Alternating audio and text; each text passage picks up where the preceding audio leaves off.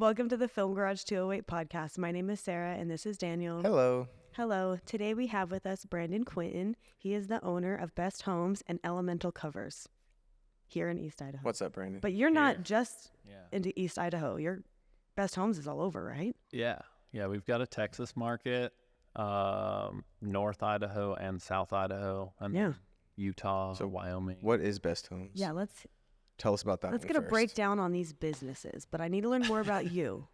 Okay. But let's hear the gist of the business. So Best Homes first? Sure. Okay, hold on. Okay. Today's energy. I know, it's early. Brought to you by Dutch Bros. Sponsor us. Oh, they don't sponsor anybody, but they are good. That's for sure. They're like, Give us a discount. You Right. Yes, exactly. Okay, so Best Homes, we're going to start there. Yeah, Best Best Homes. Homes. So I've been in construction most of my life, grew up with it. I think I'm fourth generation or something. Oh, no way. Let's see. So my mom's family, uncles all are contractors. Their dad, my grandpa, right? Mm-hmm. He was a contractor and had the company in the LDS churches before they built how they do now. Yes. They had dividers, and he owned the company that built all those dividers. We were in a place the other day, and they were like, this is the factory that built those dividers. What do you mean? The jerky like a factory? fence? Yes, the jerky factory. Yeah. Like a fence? No, So it's an accordion. Tanner was telling us about this. Flat, but then when they pull it out, yes, we were at the jerky factory. Yeah. He told us about this. Yeah, so that was my grandpa. That's hilarious. And then his dad, my great grandpa, the Red Brick Church in Rigby and a bunch of stuff in Rigby, he built. So so they've all been pretty local then. Your family is Idaho, Utah, pretty much. Yeah. Cool. Yep. And then I don't even know great great grandpa. I'm sure he probably built too. Sure. But so this was your destiny to I guess into it's this, I just guess. what I'm in. And then my stepdad also was in construction, cabinetry and countertops. Okay, cool. Fine finish trim too. So I grew up in it. By the time I was 7 or 8, I was at the shop sanding blocks. Right? Sure. Now looking back, I'm like, oh, my dad just didn't want me to bother him. I was sanding blocks for no reason, essentially. He's literally here's some work Here, for you sand some blocks. You're a dad now. Yeah.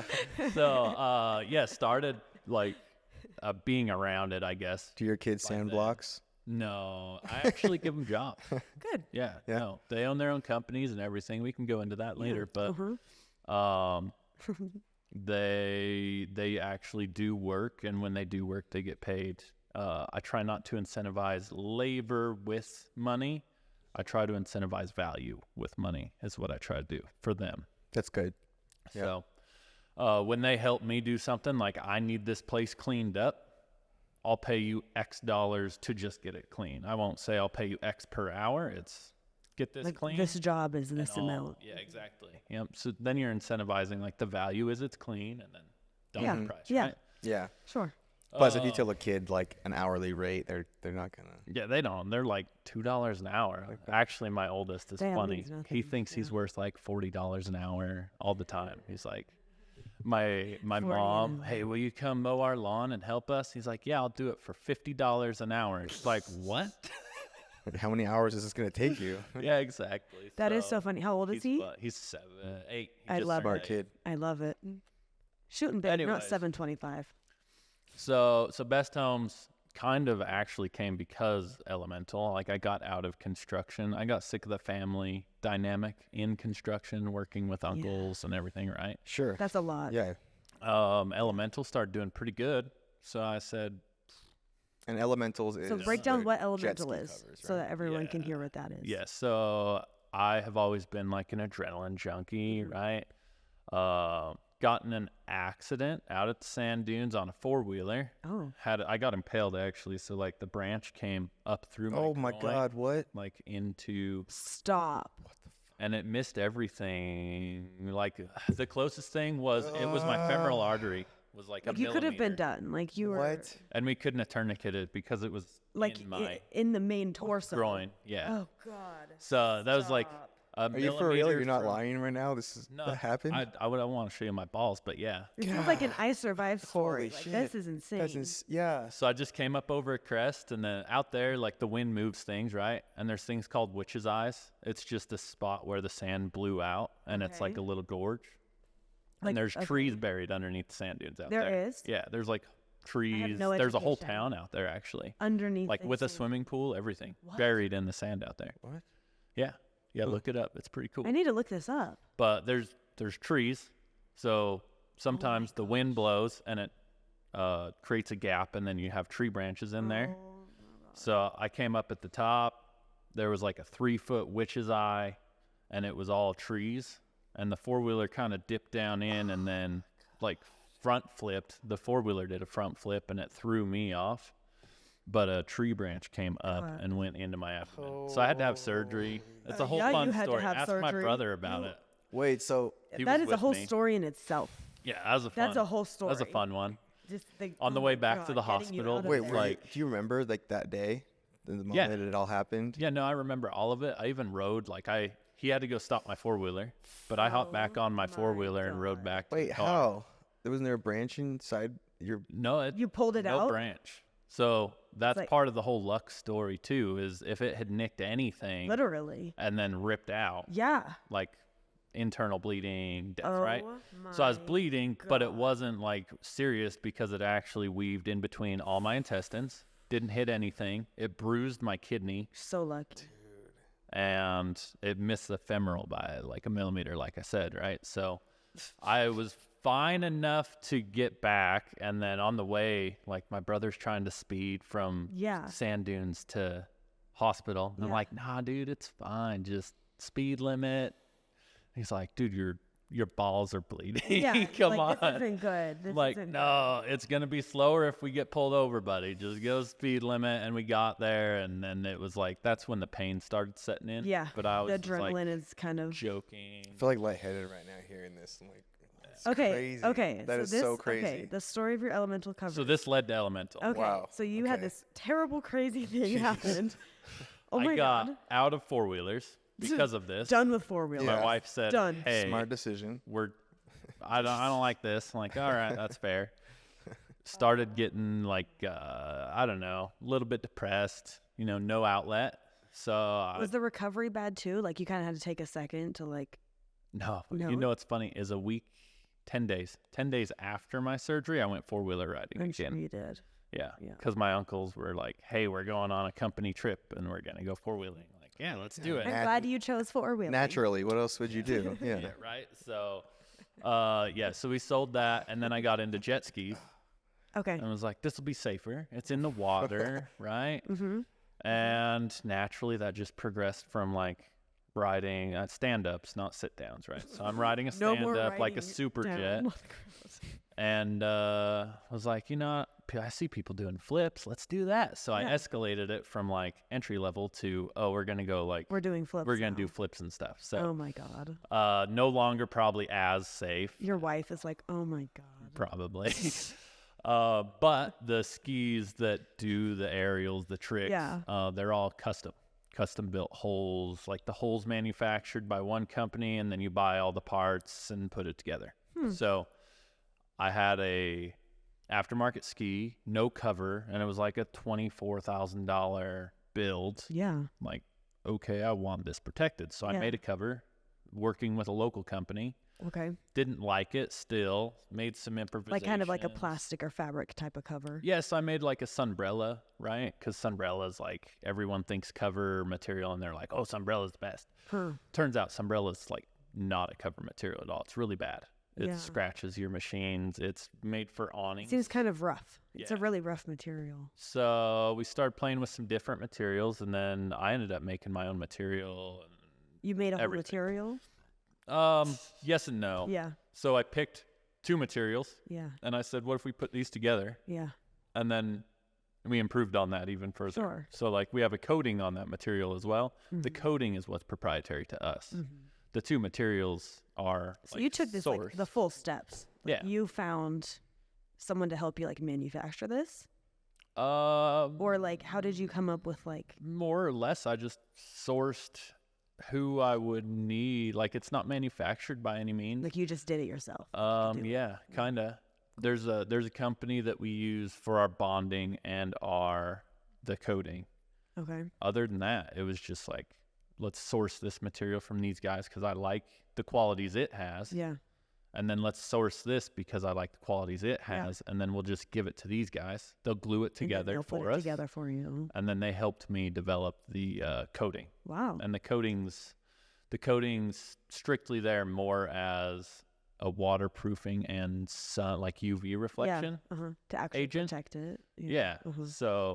So the coating keeps the water out, but it also breathes, and then it also keeps the sun Wow. from locking the heat in. So That's a whole process. yeah, that was like a 1.5, 2-year process to get that locked in.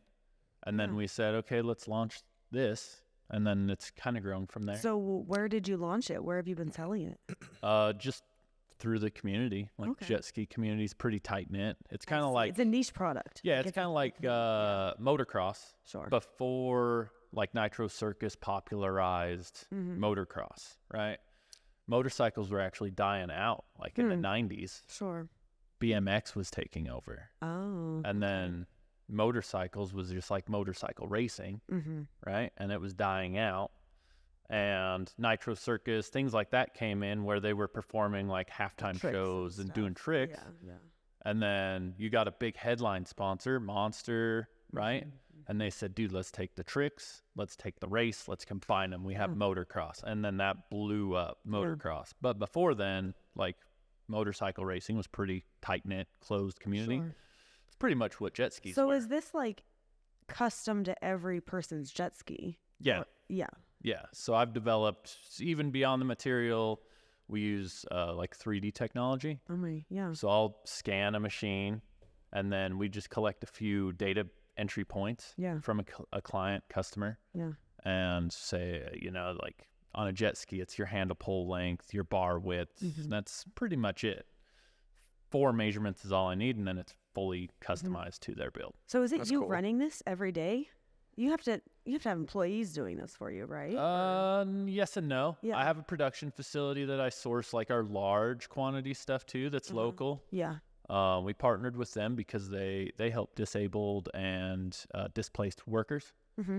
So it's a sewing facility. They Cool. like 80% of their workforce. That's in this area. Yeah, it's in Blackfoot. Cool. Okay. Like 80% of their workforce, because they're a nonprofit, has to be disabled. Sure. How did you find them?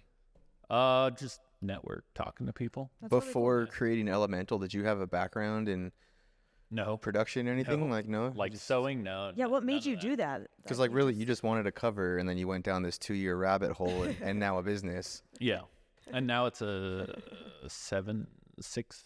Yeah, I think we're on like year 6 now. Wow.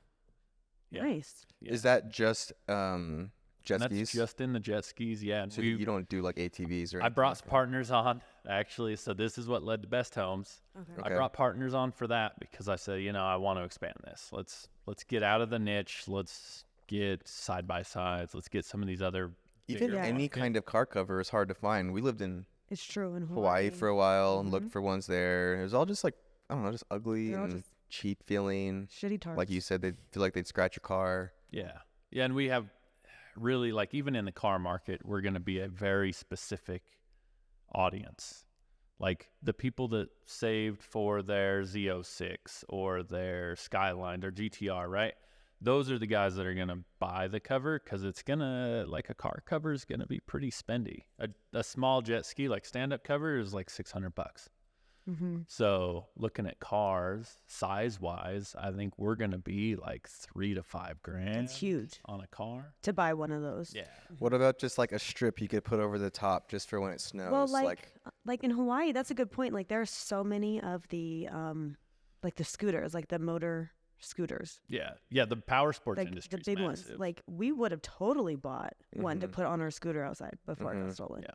The side-by-sides is actually really impressive. Yeah. If you look at side-by-sides entry to market and their growth. Yeah. So large motorcycles have been in the industry for over 120 years. Yeah. Like Harley, Indian, right? Yeah. Staple. And they've been 30% of the market in power sports has been large motorcycles. So side-by-sides are about 15 years old now, and they have a larger market capture than large motorcycles. Sure. In like, 15 like years. farmers, it's like more day-to-day Right, you use. can use it so much more. Like Yeah. a tenth Yeah. of the a tenth of the time, right? 120 years, 15 years, it's close, 10%. They've been able to capture more market than motorcycles Yeah. have. And No, that's crazy. Yeah, So, that's crazy. but yeah, so the markets are like, there's a bunch. There's options. You've got And we'll go into that tons of eventually. stuff, yeah. But I was working up at a house in Big Sky for a high-end client. Can't say names, but tech royalty here. Kind of got back into just through the winter to supplement some income. got back into the Got back contractor into field. was doing construction. Okay. I got on that job because really like the guy that was the productions manager for the company in Montana, he'd seen work that I'd done before on other jobs in Jackson Hole. So Did he recruit you? Or you were He like, did, oh, yeah. nice, okay. yeah, I called him and said, hey, I'm thinking about getting And this back was into pre-best it. pre-best homes. Yes. Yeah. Yep. Okay. So this was We're nearing best homes. October last year. Okay. Called him up and said, hey, I'm thinking about getting back. If I'm going to do it, I can't do it at Idaho rates. Like I need a larger Need more paycheck. scale. Yeah.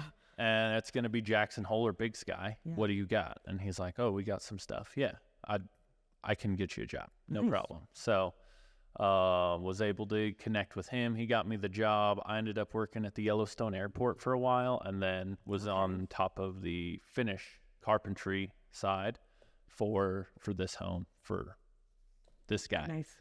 It was like a $45 million build. Yeah. So I found was that beautiful. I enjoyed that because I was more... You could see the high end scale of I was, what it was.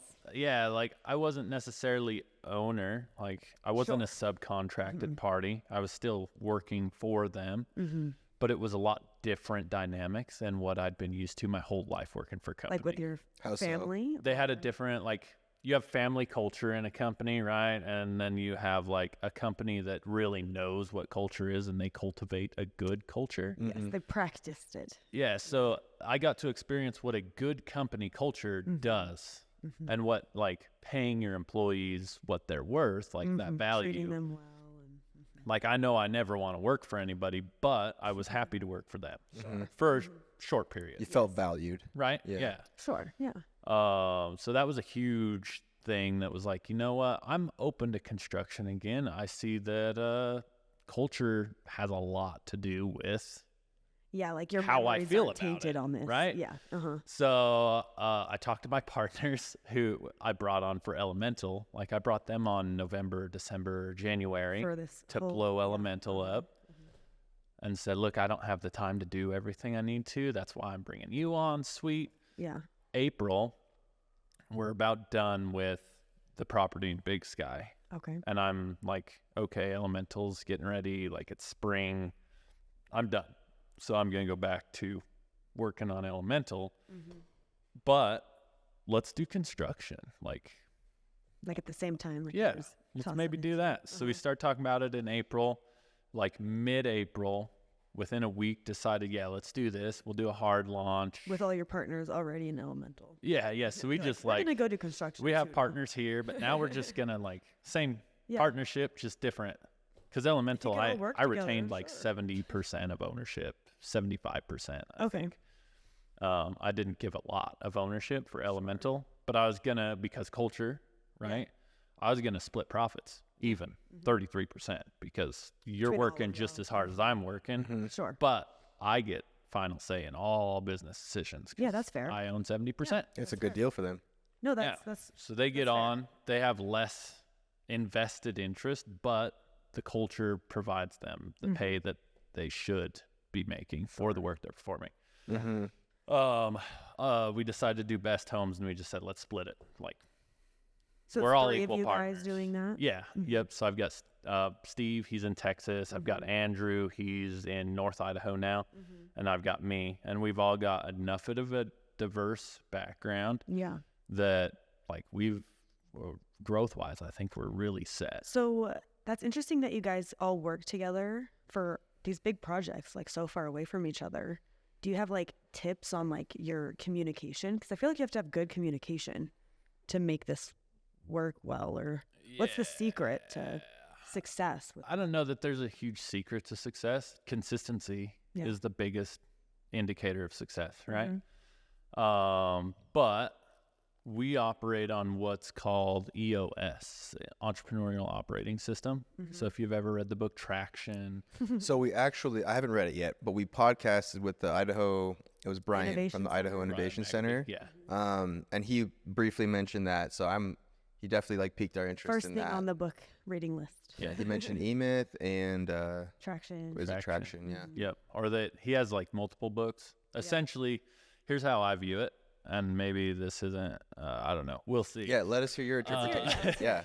So Good to Great is a book that was written, I don't know, like in the 70s or something. Good to Great. It's a great book, and it basically analyzed, so you have good companies, right? They perform well, and then you have great companies, and they perform exceeding expectations. So they went over like 100 years of data and analytics to pick out companies that performed at a great level in that 100-year period. Yeah. Walgreens was one of them. There's a couple others. At the great level. At the great level, yes. And then they wanted to say, okay, let's analyze these companies and what are the indicators that led them to being great. And the book is so like biblical to read. Like it's written like a radio. You have to like think about all the words they're saying. It's so really hard to read. Yeah. So it is interpreting what's happening. Yeah, it's a rough read, but it has a lot of really good core concepts. The biggest one's called the hedgehog theory or hedgehog goal, right? Okay. It talks about everyone in your company needs to be aligned on what the core goal is, and that core goal needs to be something you're good at that drives revenue and you can be the best at. Like that's what you want your core goal to be. And when everyone's aligned on it, you're turning he calls it the wheel. You're turning the wheel in the same direction. You're not fighting each other to turn it in your interpretation. And that leads to better momentum, quicker decision making, better business, right? That great. So EOS, Traction, the VI, like Visionary, Integrator, Rocket Fuel, all those books, in my opinion, he just took what is in Good to Great and made it really easy, like condensed it down to teach it at like a base grade You can level. actually understand what's The EOS method. Yes. So I believe in it from reading both. EOS is based on Good to Great, but it's made in a way that's like digestible. Sure. And it's really And that's like good. what you guys So focus on. they have what's called like L10 and same page meetings stuff. Sure. So you do like an L10 either weekly or bi-weekly, depending on your needs. Yeah. So we have set meetings where the team gets together, we communicate, we identify issues, we discuss them, and then we solve them. Yeah. And then we have our same page meetings, which is strictly just like me. I'm the visionary. Like I know where we want to go. I'm at like eagle altitude, right? And then we have the integrator who comes up, communicates, sees the vision, and then comes down and helps implement. Levels us out. And gives everybody like, the task. you're down here at ground level, Yeah. but here's where we're going off in the horizon. You can't see it, but this is where we're going. Like he helps that. So same page as your visionary integrator to get on the same page and discuss problems that maybe the integrator has with the visionary. Yeah. So you have to have a good team then to Yeah. be able to rely on all the pieces in this puzzle. Yeah, so that's really like just having a good operating system is, I think, an indicator of success. You do that, and then you do it consistently. Sure. So you've been doing Best Homes since you said October? Oh, yes. Let's finish that story. Yeah. So mid-April, we talked about it, and I said, okay, cool, let's launch it by May. And then we set goals and deadlines and For Best Homes. deliverables, right? Yep. So by May 1st, I had a website built, and that's kind of what I've spent like the last couple years in is the marketing, web development, UX, like those things, right? Sure. Not that I'm a pro, but I'm like Google certified. I'm pretty decent with Shopify. Like I can do enough. You can figure it out. You know. So I built a website. We had it launched by May 1st. Our goal was to have revenue streaming within 30 days. We got our first check on like day 27. Okay. It was like $2,000, I think, was what it was. Okay. We just passed 100 days in business. Mm-hmm. Just recently. And at day 90, we'd run 107,000 in revenue through the company. nice. And now we're at like day 110, somewhere in there, Mhm. and we're at like 160. Nice. Nice. That's great. Getting some traction. So there. it's like the fastest I've ever had a Yeah. company blow up. Literally. So Was that- Elemental, needless to say, is on the back burners right now. Mhm. It's just kind of like we're not pushing marketing. We're not doing anything except for just maintaining what Yeah. orders come through. We're taking care of those clients. But Just, our yeah, core focus is maintain. on Mhm. That's on really this cool. right now. That's awesome.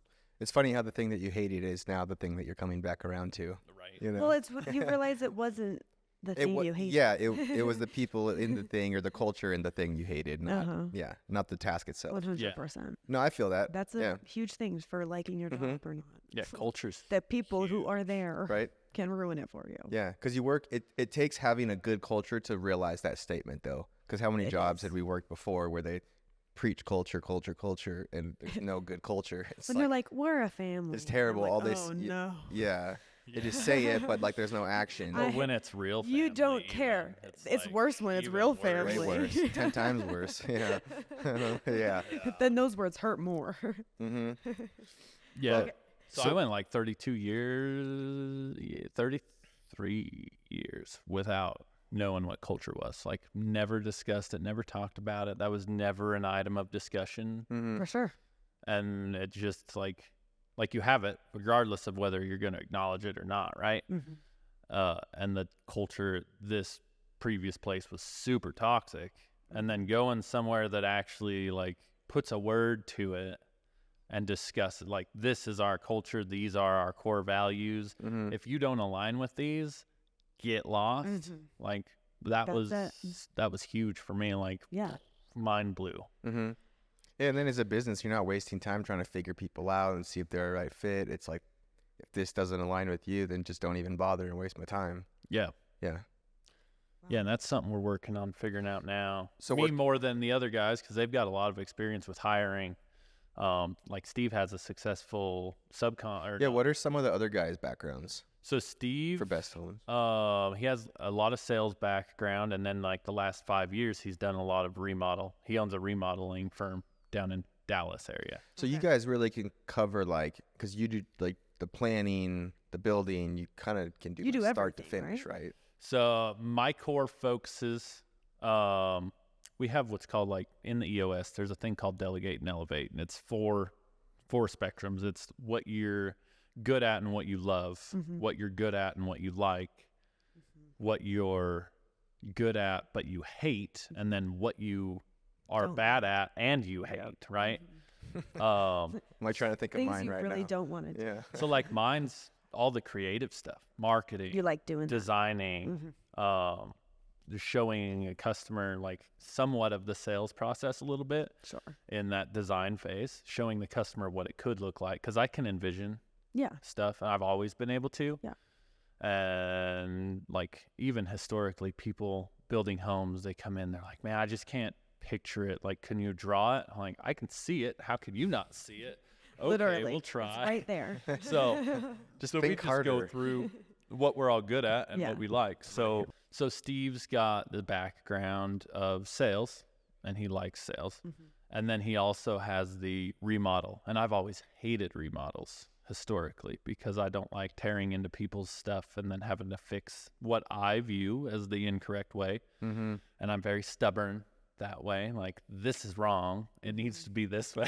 Isn't it always Right. that way when you take apart someone else's project, though? Yeah, They never that's do, why right? I never liked it. So I've always focused on the new builds. That's what I enjoy. Yeah. Steve's got this experience with remodels, and that's what he enjoys. Yeah. So he's got kind of this experience, and he likes the sales and the implementation and integration. Like, that's his strong suit.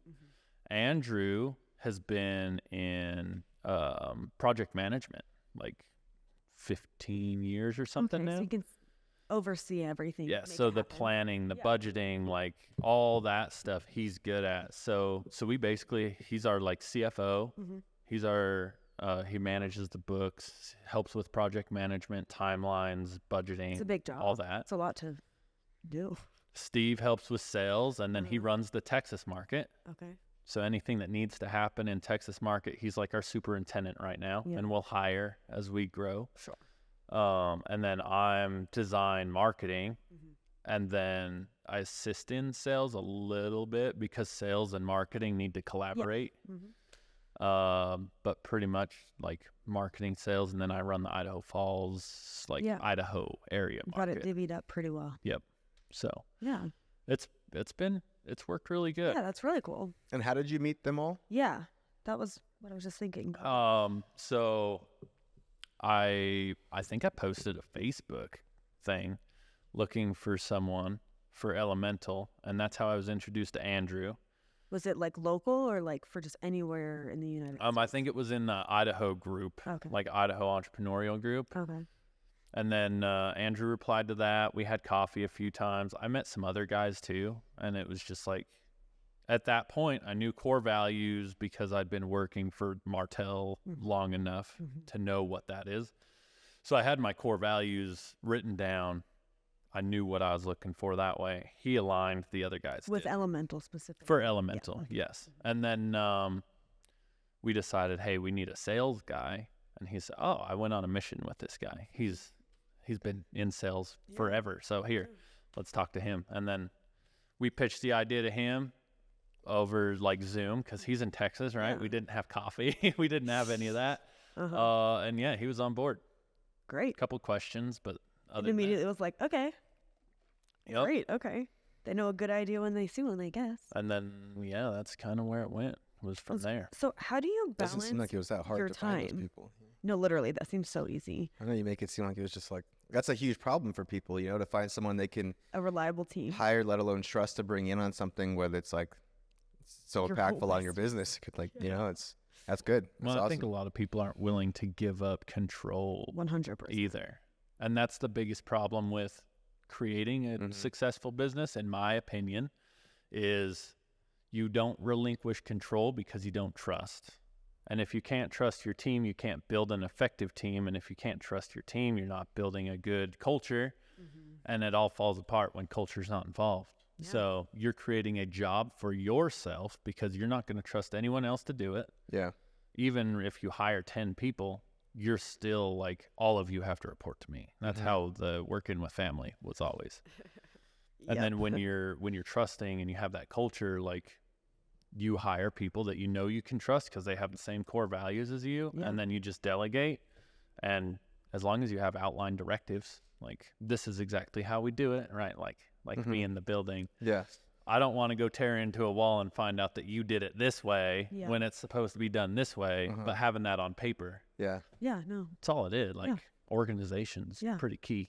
Have you had any like horror stories with hiring people that they take your money and just like skip town? Well, like for Because I contracting. feel like I've met so many people here that have those stories. Like contracting specifically. Yeah.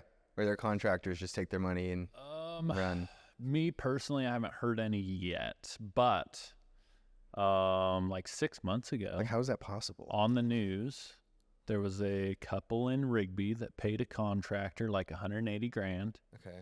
and then the contractor left, gone, and they filed a lawsuit against him and won through the county. But yeah, it was like- Where'd he leave to?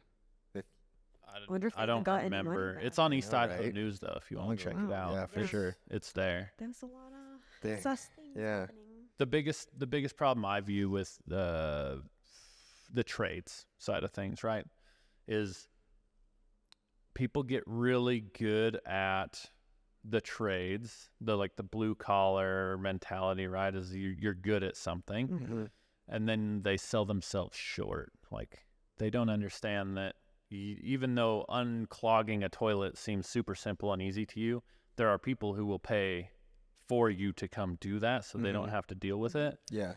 And they're not going to stop at like $20 for you to unclog a toilet. They're like desperate. $80, Yeah. like $80 to fix my toilet is reasonable, and people sell themselves short there. They do. and it's because they don't have a lot of like business experience, education. Yeah. Really, is what it is there's no education behind their skill set in the business management side of the world. Sure.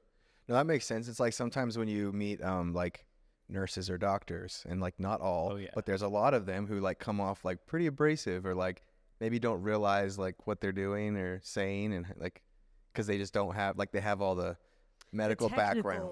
They have the hard skills, but they don't have the soft skills. Yes. Yeah. Yeah. Yeah. So you've got, I'm like, definitely not all. it's been related this way, IQ versus EQ. You have intelligence, like book intelligence, and then you have emotional intelligence. Emotional intelligence is everything from empathy to being able to talk to people, read people, right? Have good body language, etc. And that's EQ, and that's what you're talking about, those soft skills. A lot of people focus more on the hard skills, like the blue collar, the doctors. They have all these hard skills, but no soft skills built up. Yeah, because it is easier to be like, well, it doesn't matter about those soft skills. If I have these hard skills, I'm needed. And yeah, I'll make $180,000 as a nurse anesthetist, whatever. I don't need soft skills. When in reality, you always, regardless of if you own your company or not, you are always somebody's employee, basically. Like, I own the company, but any client that comes in, I am employed by them. You know. So Totally. I need the soft skills to be able to work with them properly, to read them, to know what I need to know on the emotional level as well as my skill set level to properly take care of them. Probably helps that you had all that experience of what you don't want. So now with this business, it's like you know exactly what not to do. Yeah. Literally, you though. Yeah. Yeah, and Elemental was definitely, like, hard skills wise, Elemental taught me a whole bunch, because I wouldn't have like half the knowledge that I now have in the business management, in the marketing, any of that. The biggest thing, I think, biggest value I have taken away is value derivatives. So like for Elemental, for instance, right? You don't just sell a cover, you sell like peace of mind. Like that's the value you're fixing delivering. a problem. Yeah. So how can you add more value to delivering peace of mind? Like there's 100 things. Like we could expand Elemental to have cleaning products. We could have tie down straps, like all these things that also add to peace of mind because that's our value derivative. Yeah. With building, like there's a whole bunch of value. Like it's not just one value at all. You're providing a lot of value. So you can create more, you can charge more for your service. You can create more value, and you're going to have happier clients if you understand what value derivative you are supplying to your customers. Absolutely. Yeah. Yeah. No, totally. I saw something where it was talking about selling your product, but selling it without mentioning what your product is. So it was having to talk about the guy with like the bowl of M&Ms, the marketing guy. Is that the one? Potentially. Probably. I was just hearing your stories about how you were going everywhere and then living in like Jackson Hole for a bit. How do you balance your time? Because you have 3 kids now, right? Yeah. 3 kids? I'm not going to say that the winter was easy by any means. It was actually real rough. So it started out, I was working in Big Sky before all the big snow came in, right? We had a winter this year. Right. Yeah. So Big Sky, like October, November, I was in Big Sky working on that project. And I was actually staying the night. It was a 4-day work week. So I'd leave Sunday night, stay in Bozeman, and then come back Thursday evening. Okay. So I wouldn't see family Sunday night to Thursday night. It's a long time. And then I'd get Friday, a couple Saturday. days with them. Yeah. And then I'd leave again on Sunday, right? And then we shifted because all the snow came in and I didn't want to drive that, especially that drive's pretty bad. Yeah. So I switched to the Yellowstone airport job. Okay. And then I was going home every night. So it was like a 2-hour drive. And I was used to that because it's like Jackson Hole. I'd done that for a long time. It's not unrealistic. It's still a lot, but not crazy. But I'd see my family every night. Yeah. And it was still 4-day work week. So it was like, that was better. Yeah, it was an improvement from what you did have. And then February, I went back to Big Sky, and I did not do the staying in Bozeman thing because it was too much, too hard. So I ended up driving 6 hours a day. Stop. I'd drive 3 hours. I'd leave at 4 a.m, get there at 7, work till 4:30, and then get home at 7:30. Oh my gosh. And that was that time balance. If you want to be successful, I don't believe that there's ever a true balance. Like you're going to have periods where work takes precedence and you're working 100, 200 hours a week, whatever that looks like. And then you're going to have the nice weeks where it's like you work 20 hours a week and you get to spend the rest of the time with family. Right now, I'm kind of in that nice little lull because we're just working through like pre-construction with some clients, which is all office-based, a little bit of on-site. So I've been able to have a couple good weeks with family. Yeah. But up for that as soon as the builds kick off, right, it's going to be like, okay. Time to work. Time to go to work. And I'm glad you kids are in school now because it doesn't really matter. No, I feel less about that because we're at school. Yeah. Well, no, that's huge because that's one of our big things too with us is like when you're an entrepreneur, you're doing whatever you want. And so it's like, well, it seems just like working you're a doing lot. whatever you want. We're not doing whatever we want. We're hustling. You're a slave to your own creation, really. Yeah. Literally. Which is fine. As long as you're, like I said, the culture's there. Yeah. You're like doing what you're good. doing. Yeah, and I think like right now we're kind of in this weird phase where I can't say I need the revenue, but I kind of do, right? To support lifestyle and who doesn't not eat savings. Who doesn't want more money? Yeah. I can't be super selective on my clients, but if you have a good culture, I think you could get to a point where you are selective. Like you can say no to jobs that you don't want. Like this does not align. Yeah. Sorry. And that's something that would be the goal. So Chris at Social Hustle specifically has talked about. He was glad that he's had enough success to be able to say no. Because there are clients who you just know, like from the get-go, like, man, we do not vibe. Oh, I know. I feel like you're going to be disrespectful, not just to me, but to my people. 100%. And that's unacceptable. And I don't want to have that conversation. And at the early stage, it's hard to say no to those people. Well, for you, that's you a want long project. Like you have to work with those clients for like a long time. Months at least, yeah. Like for us, it'll be like one photo shoot, and I'm like, oh, thank gosh, I never want to work with them ever again. Right. You're working with them for months, so that is a big decision to like. Yeah. Work with them for Chris, months. Chris potentially even longer too. Yeah. Because he's doing marketing. If they like his marketing and he's got a great team, right? I think they just made the Inc. 5000. Oh, cool. They're like 1100th on that list for growth. They're doing good. But if they liked his marketing, they'd potentially be like long-term customers. So he'd have to deal with them for even longer potentially. Right. Oh, yeah. Vibe, that's Oh, yeah, suck. you're right. Like if it's a year contract of working with a customer.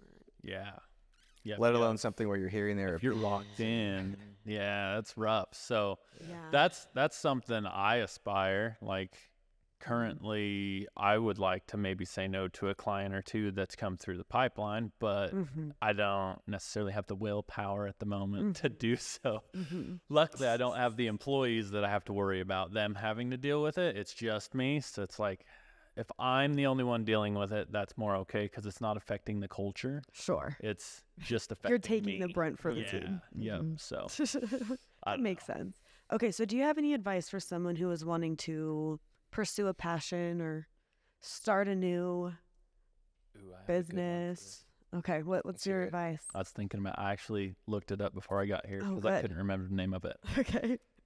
Have you ever heard of the 5-monkey experiment? I feel like I have back in high school days of like psychology class. It's psychology. It's a big psychology. Yeah, no, I feel like I have heard this, but you have to remind me. Okay, so they did a study. They put 5 monkeys in a room.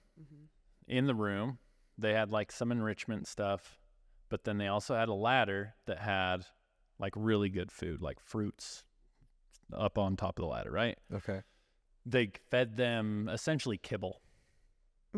So dog food. they're getting garbage food. Yeah. And they see the food on the ladder, like they want to go get it. So anytime a monkey would try to go up the ladder, all the monkeys in the room would get sprayed with sprayed like a fire hydrant. Oh, like cold. Was this filmed? Like was this some done in water. like the 60s or something? All these terrible psychology things were. It was back Yeah. a ways back. Probably 60s. PETA probably wouldn't have liked this. No. Yeah. Okay. But anyways. they'd spray all the monkeys, not just the one climbing the ladder, all of them. Okay. After a few times of a monkey going to the ladder trying to go up and everyone getting sprayed, if any monkey approached the ladder, the other monkeys would come and pull him down off the ladder. Okay? Similar to like your crabs in a pot. If a crab, like if they work together, they could escape, They could climb right? out. But they just pull each other down. Similar theory.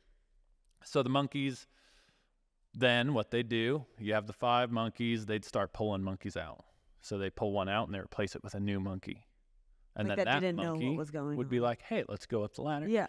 You know, he'd go to the ladder. All the other monkeys would pull him down. Replace monkey until none of the original monkeys were left. And they're still pulling each other down. No one goes up They the don't ladder. even know why. They don't know why. Yeah. Yeah. So the whole concept is we do it because that's the way it's always been done. And that's human conditioning just as much as it is like monkey conditioning. Totally. So when you have an idea, like someone has seen failure before you, and you have an idea and you want to do something similar, go start a business, you have all these monkeys pulling you down. They don't know.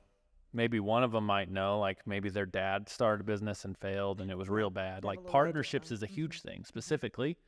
Like how many times do you say, oh man, a partner would be great, and then everybody around you says, oh, those are bad. Like they never end up good. Everyone loses everything on a partnership. Don't even do it. You have to trust people. Because they had one bad experience or heard of a bad experience. Or heard of a bad experience, yeah. And that's the state of human conditioning, is we're conditioned that there's this fruit up on the ladder, but we shouldn't go for it because you might see failure. You might get sprayed with a hose. Breaking that cycle of conditioning. Yeah. Yeah. It's like, that's really important. Like nowadays, like just for an analogy for our business is like in the creative, like photo video world, there's like this upper level, like, you know, the movie star level where it's like, this is how it's done. This is how it is. And now we have all the young, like TikTok, you know, generation, and they're just like doing these different things that are like, it's not done. And it's like just trying new things. Well, I think it's cool when people, well, like just the way the world is now, everyone can learn things through YouTube, and where you might not be like formally taught, so you might not learn the rules. So you're not ever put in that box to begin with, which I think, like you just said, can limit people because they think they know, but they don't. Like you said, my dad did this. And And specifically, I think I have a little bit better than most people because I'm neurodivergent, like ADHD, right? And historically, psychologically speaking, ADHD people tend to be anti-authoritarian. Sure. Like, you can't tell me not to do that. I'm going to do it anyway. I'm going to do it harder. Try. Go Twice harder. as hard. At this. I agree. Double it down. So I kind of have that advantage over most people. It's a challenge. Because the school system, like none of that. I was a bad kid in school, like labeled the bad kid. My grades weren't great. And I would just say that that's made it easier for me to go for the fruit, where it might be harder for someone else that's like neurotypical. Right. That reminds me of when I played football in college. The punishment if someone was like doing something wrong was everyone but them had to do the punishment. So like we would all be running sprints while that one person who messed up or is being an asshole has to stand there and watch us. Oh, dude, that wouldn't bother me at all. People got pissed. No one liked that kid, even after practice. Like if you were that person, yeah, it affected your personal life. Like, I'm like, see, I was already. I was another way of doing it. I was an outcast. I would have been fine with that. Like, all right, cool. Yeah, you would have been that one that everyone hated. Let's do it more. Yeah. You're like, I'm going to make them run as many laps today as I can. You know what? This guy was an ass yesterday because, you know, I made him run the day before. Let's make him run twice as hard today. Oh, I love that. Yeah, that's probably what I would have done. Unfortunately, I was not like really into sports, not necessarily by choice, just like you weren't a sports guy. Growing up, I had a weird weird upbringing. Looking back, like there's a lot of traumas, a lot of when stuff. you can see that now as an adult, it's very interesting. Yeah, because like I was completely unaware of the fact that there was like a golf team, right? I would have done great on a golf team, I think, because I was actually like my junior golf area.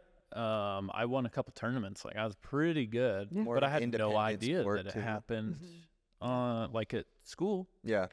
Could have been good there. I tried for basketball. That was my big focus, was just like basketball. And I was short up until after I graduated. Of course, because you're really tall now. Yeah. So like up till I graduated, I think I was like 5'9". My senior year, I was like 5'9", 5'10", and then I graduated, and it was like 6'3" the next year. I was like, great, cool. There goes my shot at the NBA. Damn it. But also, I was super clumsy, and I still am. Like, it was not meant for me. But doing something like golf would have been great. Like, I didn't have a lot of social interaction as a kid, and that really affected that. Plus the neurodivergency stuff, right? It affected. And that was at a time when, like, if you didn't play sports, you weren't the cool kid. So, it was also at a time that, like, mental. That wasn't a topic. It was a stigma. Like ADHD it was a bad like, stigma. oh, he's the kid that takes the meds. He's a bad kid, right? Yep. It wasn't. Problem kid. Oh, you actually need some help. Let's get you the help you need. That it is now. Without viewing it as like the problem kid. Yeah. So different world. Well, good thing times are changing a little. Okay, well, we are nearing the end of our podcast. Yeah. So thank you so much for being a guest today. Yeah. It's good to hear more about your business and how things have evolved, your terrible injury.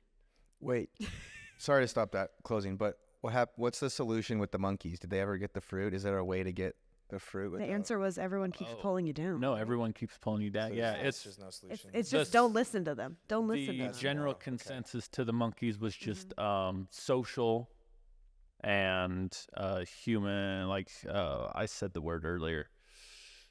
Yes. Oh my God. It's like cognitive dissonance, but it's like socially. Emotion, like the EQ, like that? No, conditioning. Social conditioning. Yeah, is essentially what that whole thing led to, was saying, okay, if monkeys can be socially conditioned, so can we. Totally. So don't just pay attention to your circle, essentially. Is don't what let that it happen is. to you. In my head, it's pay attention to who's in your circle. Those who support you are going to help you get up there. Yeah. And if you fail, you fail. Like, the best things come from many failures, many years of failures and hardship. In my opinion, the best people, like the most successful people I know, have self-made, I guess. We'll put that in front. They have seen a lot of failures, and that took all those failures to get them where they're at. Yeah. Even the ones who are handed, like let's say someone's a trust fund baby, they might not have had all the failures, but somebody before them had all those failures to get where they're at. And I'm sure that those failures were passed along in lessons to them so that they didn't have to have the failures. So any level of success, regardless of if it's your failure or someone else's, I think there's a lot of cumulative failure to get to a successful level. Sure. A lot of learning to be done. Your circle's good, because they'll take the failures, they'll teach you so you don't have to do it. But then they're also not going to stop you from climbing up, getting your banana. I like that. Yeah, I love it. So where can people look you up? Where can they find a cover for their jet ski or a contracting for their home? Yeah, I don't even know, honestly. Let's see, all my social tags. Do you primarily do it like through a website versus like social media? So building's funny. Buildings primarily like word of mouth. Yeah. So what's your website? Website's besthomebuilds.com. So the best thing would be to just like send you a DM, just reach out to you. Yeah. Just reach out to Brandon. Yep. Okay. We'll get you taken care of. Okay. Company culture, easy, chill. Just give me a call. Keep it easy. Okay. If you made it this far, please like, subscribe, review, leave a 5-star review. That would mean a lot to me. I would cry happy tears. Yeah. Seriously. I see one more at the end. I'm like, oh my God, finally. Any other housekeeping news that we need to talk about? No, I don't think so. I think just keep following the podcast and send us anyone who's interested in being on. We're recording season 2 right now. So hopefully this podcast is looking a lot better than season 1. It is. Okay. Just for a fact. Okay, bye. Bye. Thanks.